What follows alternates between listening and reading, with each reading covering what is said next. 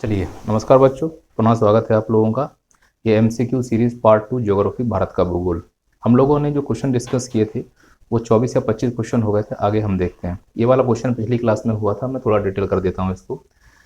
ये जितने भी राज्य दिए गए हैं उनका सीक्वेंस, इसका सही आंसर तो हो जाएगा बी। बी का मतलब है सबसे पूर्व में है पश्चिम बंगाल, फिर है तुम्हारा झारखंड, उसके बाद थोड़ा सा पूर्व से पश्चिम आते हैं तो मिलता है छत्तीसगढ़, फिर मिलता है तुम्हारा मध्य प्रदेश, और फिर मिलता है गुजरात। इनसे होकर कर्क रेखाएं गुजरती हैं।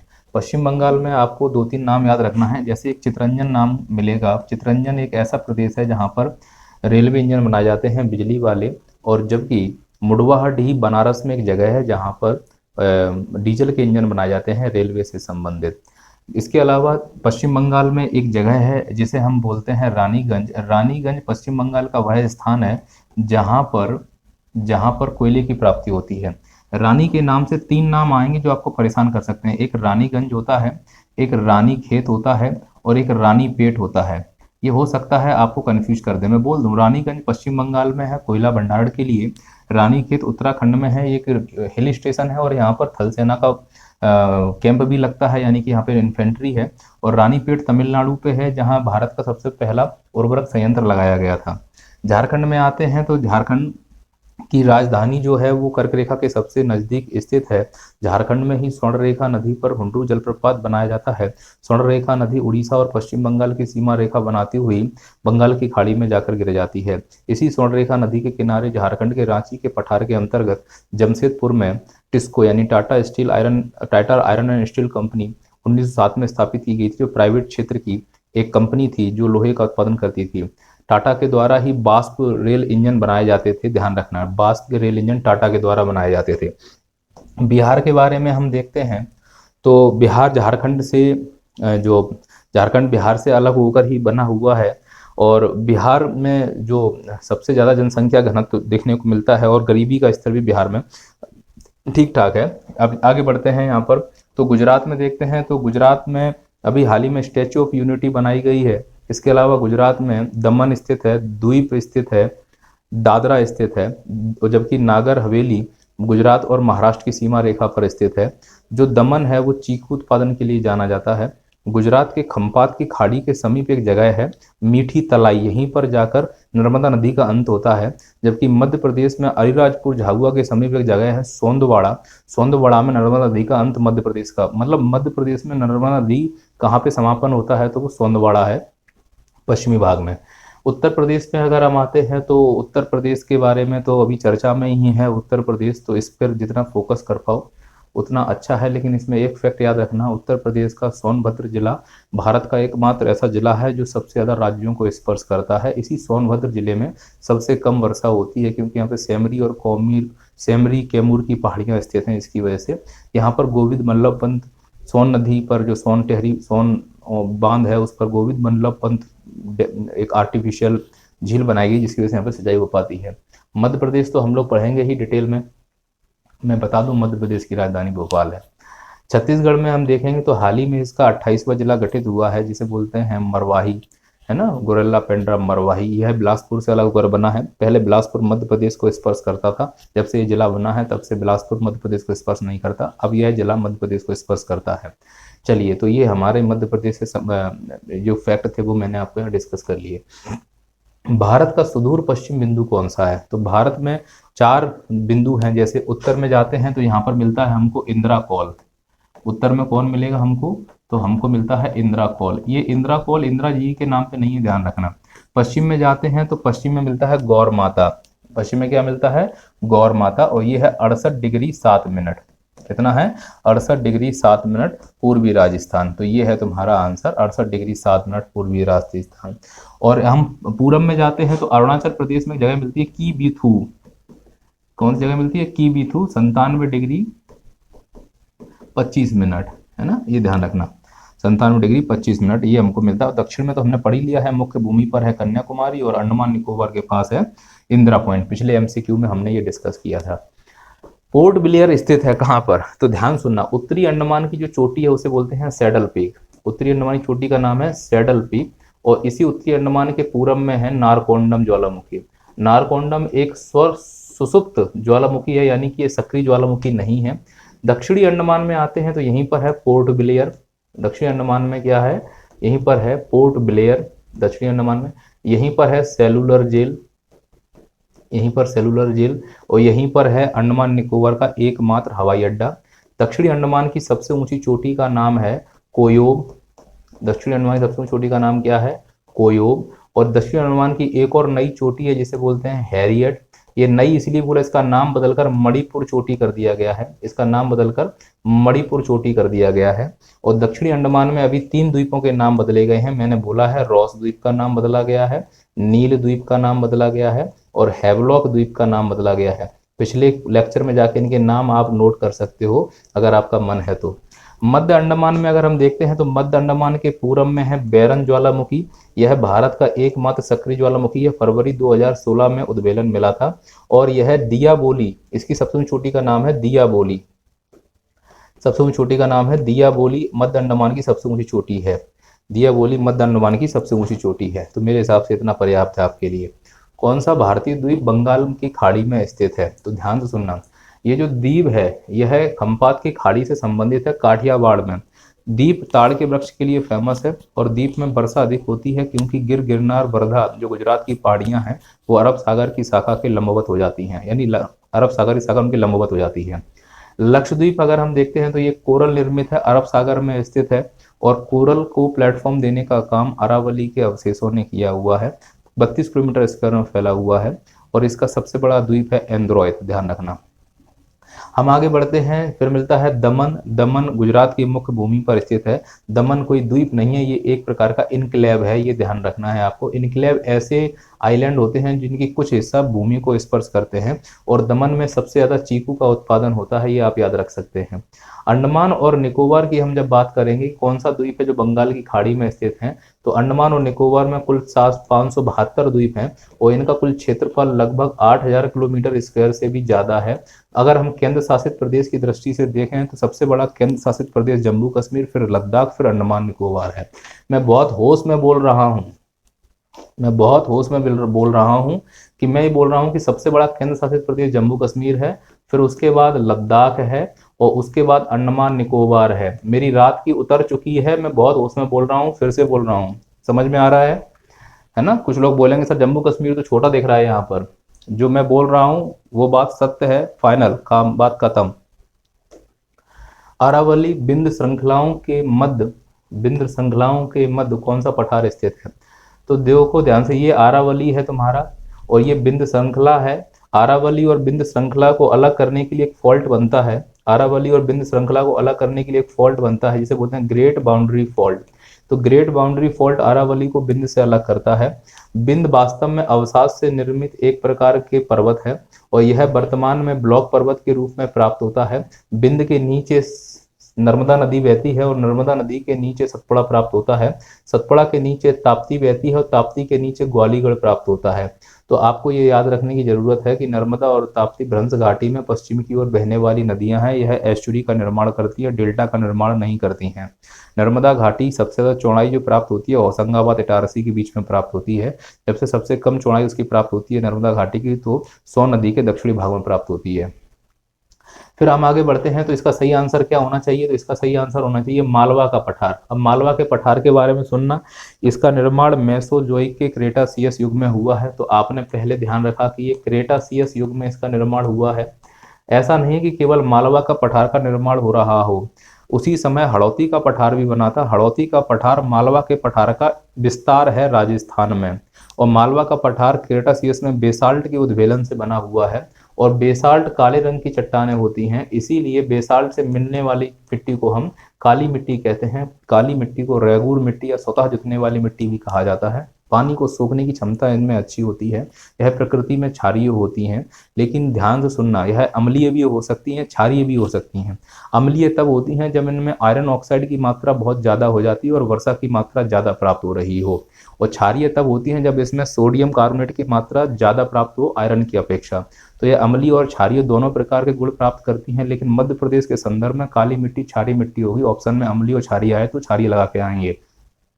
अगली बात समझेंगे थोड़ा सा यहाँ पर, मालवा के पठार में काली मिट्टी प्राप्त होने के कारण कपास की खेती, गन्ने की खेती, सोयाबीन की खेती, मूंगफली की खेती अच्छी खासी मात्रा में होती है। इसके अलावा यहाँ पर गेहूं की खेती भी की जाती है। मालवा का पठार अगर हम भौगोलिक दृष्टि से देखें तो मध्य उच्च प्रदेश का हिस्सा है, जो मध्य प्रदेश के भूगोल में हम आपको पढ़ाने वाले हैं। छोटा नागपुर के पठार को देखेंगे तो यह पूर्वी पठार का हिस्सा है, जो 3 भागों में टूटा हुआ है। छोटा नागपुर के पठार का दक्षिणी हिस्सा रांची का पठार, उत्तर पूर्वी हिस्सा राजमहल की पहाड़ियां और उत्तरी हिस्सा हजारीबाग का पठार कहलाता है। हजारीबाग की सबसे ऊंची चोटी का नाम पारसनाथ है, यह छोटा नागपुर पठार की भी सबसे ऊंची चोटी है। जबकि राजमहल की पहाड़ियों में बेसाल्ट लावा का उद्वेलन होने के कारण यहाँ पर कपासी मृदा मिलती है, यानी कि काली मिट्टी प्राप्त होती है। राजमहल की पहाड़ियां मेघालय के पठार से मालदा गैप के द्वारा अलग होती हैं। हम भारत के भूगोल में इसको डिटेल से पढ़ेंगे। दक्कन के पठार की अगर हम बात करें तो यह भारत का सबसे बड़ा पठार है, जो बेसाल्टिक लावा से निर्मित है। इसको 3 भागों में तोड़कर पढ़ा जाता है, आंध्रा का पठार, कर्नाटक का पठार और दक्कन ट्रैप।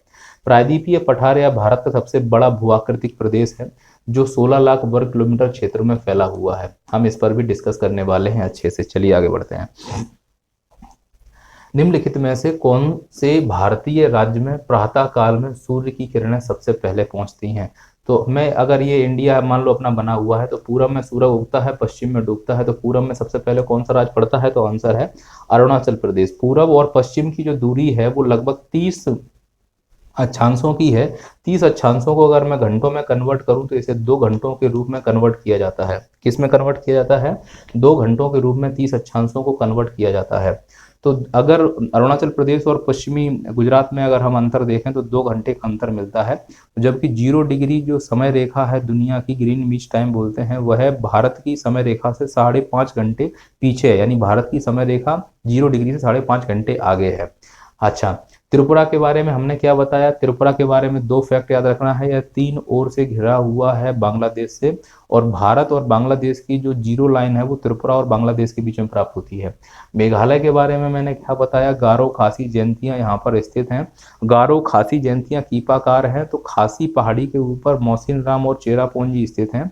चेरापूंजी का हाल ही में नाम बदलकर सोहरा रख दिया गया है। ध्यान सुनना, चेरापूंजी ऐसा प्रदेश है जहां माह के कैलेंडर में सबसे ज्यादा वर्षा होती है, और जबकि मौसिनराम ऐसा प्रदेश है जहां वार्षिक वर्षा सबसे ज्यादा प्राप्त होती है। और पश्चिमी घाट का महाबलेश्वर सबसे ज्यादा आर्द्र प्रदेश यानी वेट क्षेत्र माना जाता है। वहां पे भी अच्छी खासी मात्रा में वर्षा होती है।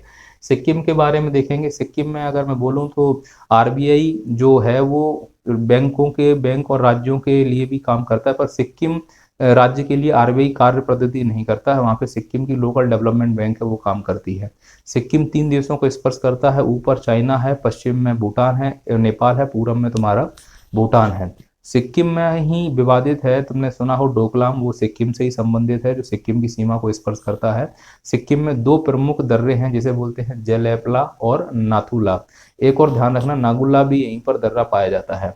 आगे बढ़ते हैं। अरुणाचल प्रदेश जो इसका मुख्य है, यहाँ पर यांग आपला, बोमडिला, तुजू ये प्रमुख दर्रे हैं। तवांग घाटी अरुणाचल प्रदेश और तिब्बत के बीच में विवादित है।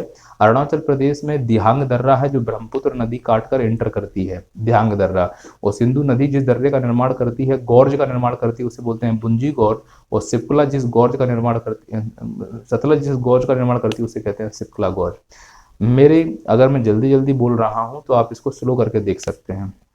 इसका कारण है कि मैं इतना स्पीड से इसीलिए बोल रहा हूँ जिससे कि आपका जल्दी से कवर हो जाए, है ना। मेंस की क्लास में स्लो पढ़ सकते हैं, लेकिन यहाँ पे फैक्ट है तो आप ध्यान से सुनते जाएंगे हेडफोन लगा के, तो आपका काम होता जाएगा।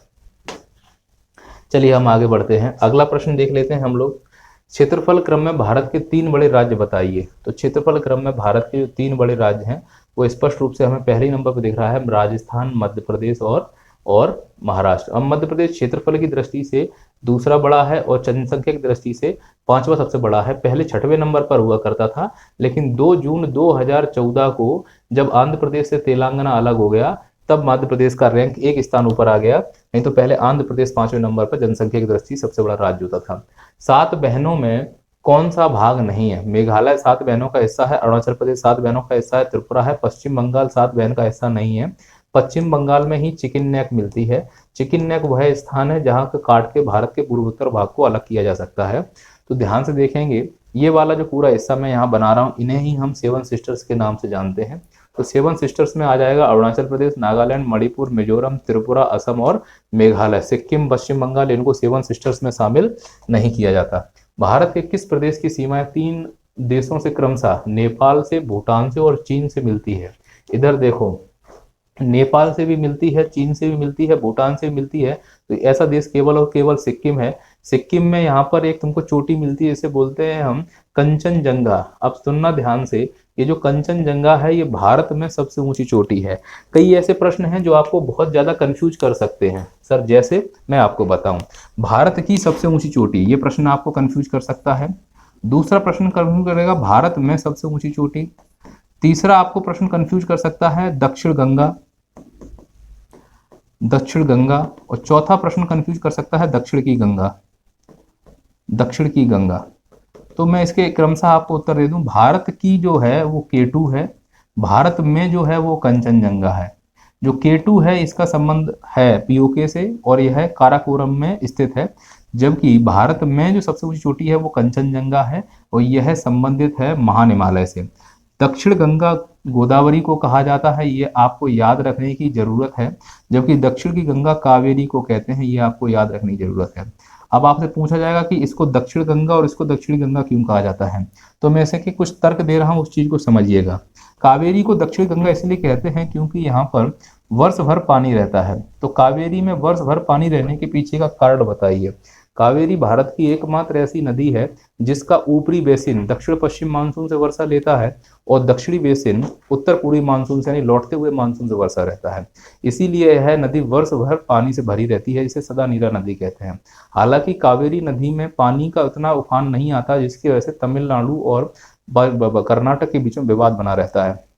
इसके पीछे का विवाद बहुत छोटा सा है, क्योंकि जब तमिलनाडु का मद्रास में औपनिवेशिक काल में वहां पर अंग्रेजों ने अपना केंद्र बनाया था, उस समय कर्नाटक उतना डेवलप नहीं हो पाया था।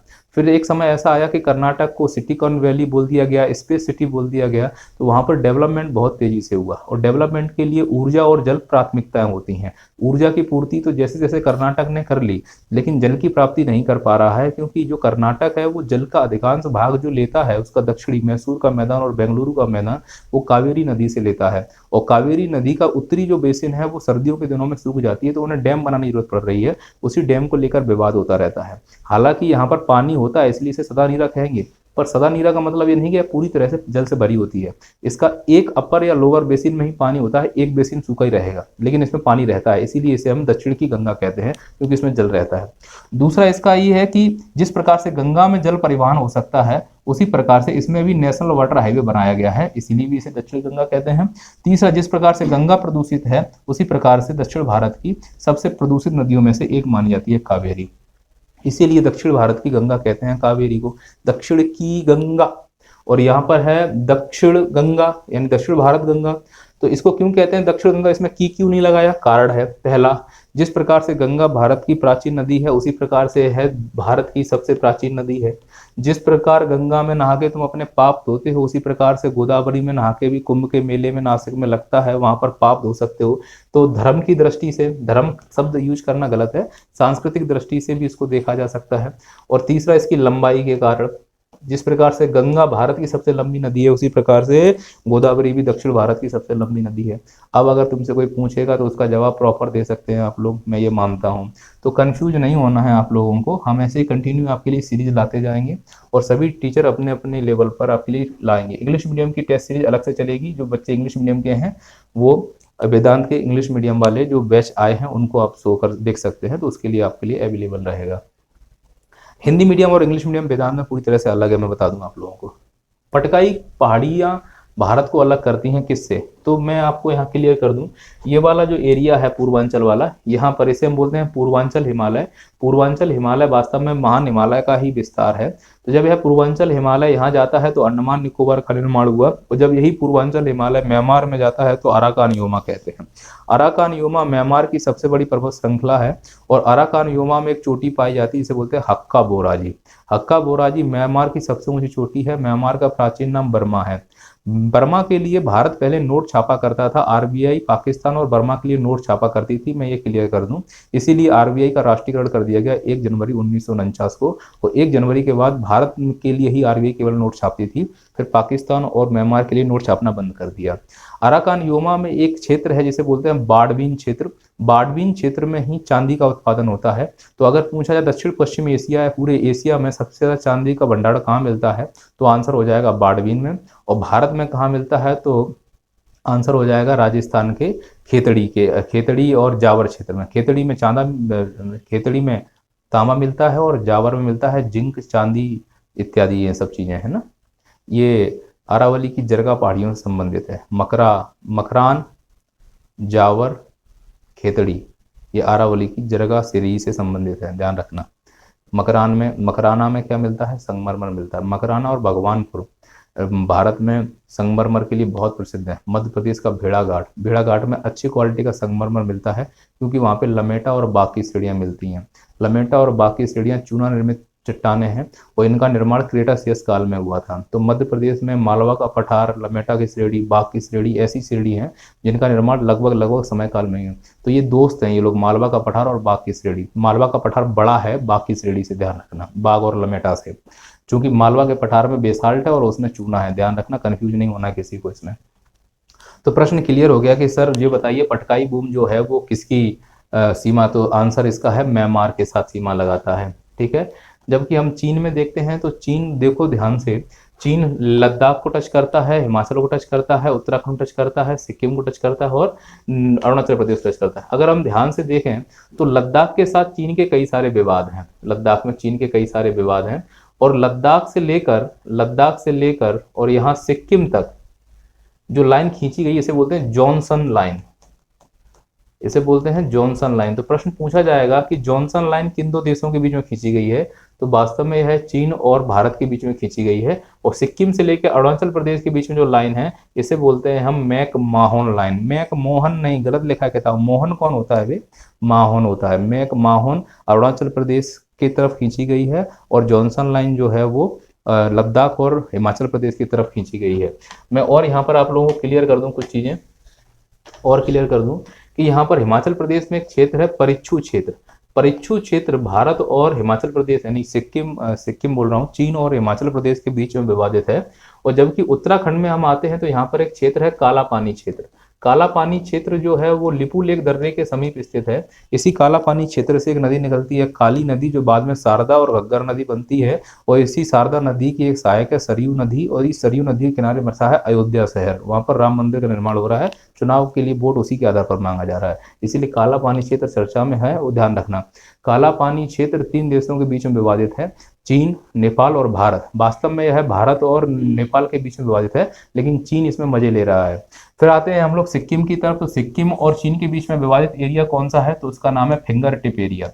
फिंगर टिप जो एरिया है यह चीन और भारत के बीच में विवादित है, सिक्किम में स्थित है। अरुणाचल प्रदेश का कौन सा एरिया विवादित, तो आंसर है तवांग वैली। जबकि सिक्किम, भूटान और भारत यानी भारत, भूटान और चीन के बीच में विवादित है डोकलाम वैली का नाम सुना हो आप लोगों ने, डोकलाम चुम्पी वैली, ये भी विवादित है। हम विवाद वाले क्षेत्र भारत के भूगोल में कवर करेंगे। मैं एमसीक्यू के आधार बनाकर बहुत जल्दी जितना जल्दी मेरे से हो सकता है मैं उतना जल्दी आपके सामने फैक्ट को प्रेजेंट कर रहा हूं, जिससे ज्यादा से ज्यादा आप मेरे को सुन पाएं और ज्यादा से ज्यादा आपके पास ऑथेंटिक फैक्ट पहुंच पाए। पाकिस्तान से संबंधित ध्यान से सुनना, पाकिस्तान की सबसे ऊंची चोटी का नाम है त्रिच मीर। पाकिस्तान की सबसे ऊंची का नाम क्या है, त्रिच मीर। और यहाँ पर एक जगह है कोयटा यहाँ पर कोयले का भंडारण करता है। कोयटा कौन करता है, कोयले का भंडारण करता है। पाकिस्तान में टोटल 8 राज्य हैं, यानी 8 प्रांत हैं, जिसमें से 4 केंद्र शासित प्रदेश हैं, 4 सामान्य राज्य हैं। ठीक है, पाकिस्तान का एक बंदरगाह है ग्वादर बंदरगाह, उसी को काउंटर करने के लिए हमने ईरान के चाबहार बंदरगाह से एग्रीमेंट किया था। वो एग्रीमेंट अब लगभग खत्म हो गया है। मैत्रा बंदरगाह कहाँ है, कमेंट करके बताइए। इस प्रकार के प्रश्न आपसे पूछे जा सकते हैं। बंदरगाह भारत का पढ़ाऊंगा तो मैं पूरे दुनिया के बंदरगाहों के बारे में बात करूंगा आपसे। राज्य समूह जिनके मणिपुर की सीमाएं लगी हुई हैं, ऐसे राज्य बताओ जिनसे मणिपुर की सीमाएं लगी हुई हैं। तो मणिपुर साहब ये रहा। तो पहला नागालैंड से लगी हुई है, मिजोरम से लगी हुई है और असम से। नागालैंड, मिजोरम, असम, नागालैंड, मिजोरम, असम। तो नागालैंड, मिजोरम और असम। अब इसमें ध्यान से सुनना, त्रिपुरा, मिजोरम और असम। मिजोरम को मिजोरम की पहाड़ियां, उसे लुसाई की पहाड़ी के नाम से भी जाना जाता है, ये आपको ध्यान रखना है। इसकी सबसे ऊंची चोटी ब्लू माउंट है, एमपीपीएससी ने भी पूछा था। इसे पावमपुरी के नाम से भी जाना जाता है। अरब सागर में स्थित भारतीय द्वीपों की सर्वाधिक महत्वपूर्ण विशिष्टता क्या है? वे आकार में काफी छोटे हैं। अरब सागर वाले द्वीप जो है वो प्रवाल से निर्मित हैं, बस इनकी प्रमुख विशेषता ये है, आपको ध्यान रखने की जरूरत है। लक्षद्वीप में एक जगह है पित्ती आइलैंड। पित्ती आइलैंड पर पक्षी अभ्यारण्य बनाया गया है, पित्ती आइलैंड, और कवारती वहाँ की राजधानी है। पित्ती आइलैंड पे क्या बनाया गया है? पक्षी अभ्यारण्य बनाया गया है, ध्यान रखना। कवारती क्या है? वहाँ की राजधानी है। चलिए, भारत के पूर्वतम स्थान निम्नलिखित में से किस राज्य में है? तो आंसर है इसका अरुणाचल प्रदेश में है। आंसर क्या हो जाएगा इसका? अरुणाचल प्रदेश में पूर्वतम राज्य है। मिजोरम की सबसे ऊंची चोटी का नाम ब्लू माउंट। क्या नाम है? Blue mount. मैं नाम बोल दे रहा हूँ फिर से, ब्लू माउंट। मेघालय की सबसे ऊंची चोटी का नाम शिलोंग। अरुणाचल की सबसे चोटी का नाम काडपा। नागालैंड सबसे चोटी का नाम सरामती। चलिए, भारत का सुदूर पूर्वी बिंदु क्या है? भारत का सुदूर पूर्वी बिंदु है किबिथु। किबिथु कहाँ पर है? तो किबिथु है तुम्हारा अरुणाचल प्रदेश में। कहाँ पर है किबिथु? तुम्हारा अरुणाचल प्रदेश में। चलिए, भारत के किस भाग में बैरन ज्वालामुखी है? मैंने अभी बताया था, बैरन भारत का एकमात्र सक्रिय ज्वालामुखी है जो फरवरी 2016 में विस्फोटित हुआ था, और इसका संबंध है अंडमान द्वीप समूह से। अंडमान में भी कहाँ से? मध्य अंडमान के पूरब में है। ध्यान से सुना, मध्य अंडमान के पूरब में है, जबकि उत्तरी अंडमान के पूरब में है नारकोंडम। वह सक्रिय ज्वालामुखी नहीं है, प्रसुप्त या मृत ज्वालामुखी के अंतर्गत उसको शामिल किया जाएगा। निकोबार द्वीप समूह की सबसे ऊंची चोटी का नाम है, क्या नाम है? नाम नहीं क्लिक कर रहा है मुझे। निकोबार की सबसे चोटी का नाम अब नहीं क्लिक करेगा मुझे, नहीं आ रहा है मुझे ध्यान अभी। लक्षद्वीप में कोई भी नदी नहीं है, लक्षद्वीप में कोई भी पहाड़ी चोटी नहीं है, बात खत्म। कोई भी नदी नहीं है और कोई भी पहाड़ी नहीं है, कोई वो नहीं है, क्या बोलते हैं, चोटी नहीं है। अब इसका नाम ही नहीं क्लिक कर रहा है, मैं अभी जस्ट पीछे बोल के गया हूँ, उम्र हो गई मेरी। दिसंबर 2018 में हैवलॉक द्वीप का नाम बदलकर क्या कर दिया गया? तो हैवलॉक का नाम बदल कर दिया है स्वराज। नेताजी सुभाष चंद्र बोस रोस नाम लिखा है, और शहीद को नील कहते थे, नाम चेंज हो गए हैं। चलिए, कौन सा महत्वपूर्ण अक्षांश भारत के दो लगभग बराबर भागों में विभाजित होता है? तो ये है 23.5 डिग्री उत्तरी अक्षांश। इसे हम कर्क रेखा कहते हैं। इसे हम क्या कहते हैं? कर्क रेखा कहते हैं। और कर्क रेखा भारत के 8 राज्यों से और मध्य प्रदेश के 14 जिलों से और 5 संभागों से होकर गुजरती है मध्य प्रदेश के, जिसमें से भोपाल संभाग एकमात्र ऐसा संभाग है जिसके सभी जिलों से होकर कर्क रेखा गुजरती है। भारत के पश्चिमी बिंदु का नाम बताइए। तो भारत का जो पश्चिमी बिंदु है वो गुजरात में गौहर माता है या सरक्रीक के पास स्थित है। आंध्र प्रदेश की नई राजधानी क्या है? तो आंध्र प्रदेश की नई राजधानी अमरावती है, लेकिन हैदराबाद 10 साल तक राजधानी रहेगी। 10 साल का मतलब 2014 2 जून में बना था, 2024 तक दोनों राज्यों की राजधानी रहने वाली है। फिर यह हैदराबाद ट्रांसफर कर दी जाएगी, जिसको हम कहते हैं तेलंगाना। हैदराबाद मूसी नदी के किनारे स्थित है। लक्षद्वीप समूह के द्वीपों की उत्पत्ति निम्नलिखित में से किस प्रकार हुई है? तो ध्यान सुनेंगे, यह प्रवाल निर्मित द्वीप है लक्षद्वीप, जबकि ज्वालामुखी से संबंधित अंडमान निकोबार है। लक्षद्वीप समूह स्थित है अरब सागर में है। यह 32 किलोमीटर क्षेत्र में फैला हुआ है और यहाँ पर 36 द्वीप के आसपास प्राप्त होते हैं। इसका सबसे बड़ा द्वीप है एंद्रोयत, और यहाँ पर पित्ती द्वीप पर आपको पक्षी अभ्यारण्य मिलता है। मिनिकॉय इसका ऐसा द्वीप है जो इसके समूह से बाहर है, 9 डिग्री चैनल के द्वारा अलग होता है, जबकि मिनिकॉय से मालदीव 8 डिग्री चैनल से अलग होता है। मालदीव एक देश है जहां जाने के लिए आपको वीजा नहीं देना पड़ता है, वीजा ऑन अराइवल, यानी कि आप एयरपोर्ट पे पहुंचोगे, आधार कार्ड दिखाइए, आपका काम हो जाएगा, माहौल बना हुआ आराम से, कोई दिक्कत नहीं। आगे सुनिए, यहाँ पर भारतीय उपमहाद्वीप मूलतः एक विकास भूखंड है। पूछ रहा है भूखंड है तो ऑप्शन में आना चाहिए गोंडवाना लैंड। हमको मालूम है कि जब पेंजिया जो कर्क रेखा के दक्षिण में था उसके विभाजन हुआ तो 2 भागों में टूटा था। ऊपर वाला भाग लॉरेंसिया, उसे अंगारा भी कहते थे, और नीचे वाला भाग गोंडवाना। जब गोंडवाना फिर फर्दर टूटा तो वो बना दक्षिण अमेरिका, अफ्रीका, मेडागास्कर, ऑस्ट्रेलिया और भारत। एशिया पूरा लॉरेंसिया का भाग है, अंगारा का भाग है, लेकिन एशिया का भारत गोंडवाना का भाग है। मध्य प्रदेश भी गोंडवाना का भाग है। गोंडवाना चट्टानों में प्रमुखता कोयला पाया जाता है। ऐसा नहीं कि केवल कोयला मिलता है, उसमें बलुआ पत्थर भी मिलता है, बालू भी मिलती है, सब चीजें मिलती हैं। पर गोंडवाना प्रमुख रूप से किस रूप में पाया जाता है? उसमें कोयला, उसमें दमता, तालचेर, इस प्रकार की श्रेणियां हैं जो हम खनिज पढ़ते हुए पढ़ेंगे, तो इसका सही आंसर हो जाएगा गोंडवाना। चलिए आगे बढ़ते हैं। निम्नलिखित नगरों में से कौन सा भारतीय राज्य कर्क रेखा के उत्तर में स्थित है? मैंने एक वीडियो बनाया है, एप्लीकेशन पे भारत का परिचय दिया है, और उस पर एक पूरा मैंने 30 मिनट कर्क रेखा के ऊपर बोला है कि कितने महाद्वीपों से गुजरता है, कितने राज्य से गुजरता है, मध्य प्रदेश के किस शहर के सबसे नज़दीक है, किसके सबसे दूर है, इस प्रकार की पूरी बातें मैंने की हैं। तो आप एप्लीकेशन डाउनलोड कर लीजिए और वहाँ पर जाकर पूरा कंटेंट आपको अवेलेबल हो जाएगा। क्लियर है? चलिए, ये सीरीज आपकी कंटिन्यू रहेगी, बंद नहीं होने वाली है। आपको पर डे आपको मिलेगी, यूट्यूब पर मिलेगी, फ्री मिलेगी, आप इसका एंजॉय कीजिए। 24 अप्रैल तक हम आपकी सेवा में हाजिर हैं। मैं बहुत तेज बोल रहा हूँ, अगर इस तेज बोलने के दौरान कोई अनकॉन्शियस माइंड में फैक्ट स्लिप हो जाए तो आप उसे एडजस्ट कर लीजिएगा, है ना। किसी नगरों में से कौन सा भारतीय राज्य कर्क रेखा के उत्तर में स्थित है? तो सीधा सा आंसर है, कर्क रेखा के उत्तर में कौन स्थित है, तो आंसर है इसका मणिपुर, ना, क्योंकि यहाँ से ये जाएगा ना ऐसे। तो गुजरात से गुजरती है, राजस्थान सबसे कम राजस्थान से गुजरती है, भोपाल से, छत्तीसगढ़ से, झारखंड से, बंगाल से, त्रिपुरा से, मिजोरम से, पर मणिपुर से नहीं गुजरती, तो मणिपुर इसके उत्तर में स्थित है। पटकाई बूम पहाड़ियां भारत के किस भाग में स्थित हैं? तो आंसर है इसका पूर्वी भाग में स्थित है पटकाई बूम की पहाड़ियां। पटकाई बूम अरुणाचल प्रदेश और नागालैंड में फैली हुई हैं, और पटकाई बूम की सबसे ऊंची चोटी का नाम है काडफा। पटकाई बूम के पश्चिम में आते हैं तो मिरी, डफला, अबोर, मिसमी, ये हैं जो शिवालिक का ही विस्तार मानी जाती हैं। हमने पूर्वोत्तर भारत जब पढ़ाएंगे आपको भारत के भूगोल में, तो हम बहुत अच्छे से डिस्कस करेंगे इस पर। आगे आते हैं, पश्चिमी घाट क्या है? पर्वत है, पठारी ढलान है, पठार है, पहाड़ियां हैं, तो आंसर है कगार है। एक्चुअली ये ऑप्शन भी इन्होंने गलत दिया है, तो आंसर इसका क्या है? कगार है। कगार क्यों है? कि भाई जब यूरेशिया की प्लेट से इंडिया का प्लेट टकराया तो वो पीछे से उसका जो साइड वाला पार्ट था वो ऊपर उठा, तो उसमें अवतलन हुआ, सबमर्ज हुआ, मर्ज हुआ।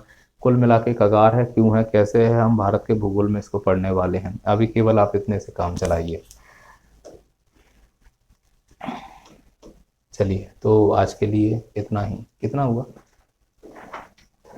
चलिए, तब तक के लिए नमस्कार। ये सीरीज कंटिन्यू रहेगी, इंग्लिश हिंदी दोनों में है, सभी विषय की अवेलेबल रहेंगी। अगर आप सभी बच्चों को ये वीडियो पसंद आ रहे हैं तो प्लीज़ कमेंट कीजिए, बताइए कि हम इसमें और क्या आपको दे सकते हैं। लाइक करें, सब्सक्राइब करें, और ऐप डाउनलोड कर लीजिए। ऐप फ्री है आप लोगों के लिए, आपको अच्छा लगे तो आप कोर्स परचेज कीजिए। ये कोर्स आपको बहुत बेनिफिशियल होगा। तब तक के लिए नमस्कार। जय हिंद, जय भारत।